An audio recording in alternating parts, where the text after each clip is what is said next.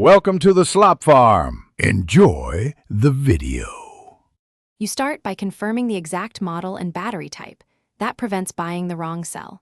Once done, clear a flat surface and lay out a small screwdriver, a replacement battery, and a clean cloth. Carefully pry or unscrew the case following the slot or seam. Apply steady pressure to avoid cracking plastic. Make sure to note screw locations and clip positions because reassembly depends on their order. This step sets you up to remove the old cell safely. You now remove the old battery by unlocking the clip or lifting it from its holder. Do this slowly so springs don't fly out. Once free, inspect the contacts and polarity markings. Those symbols tell you why matching orientation matters for the circuit. Insert the new cell with the correct polarity, then press gently so it seats fully against the contacts.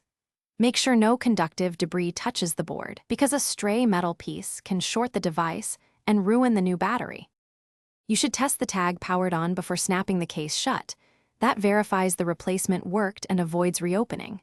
If it powers, reseat any gasket, align the cover, and tighten screws just enough to seal. Over-tightening can warp plastic. Make sure buttons and sensors respond normally.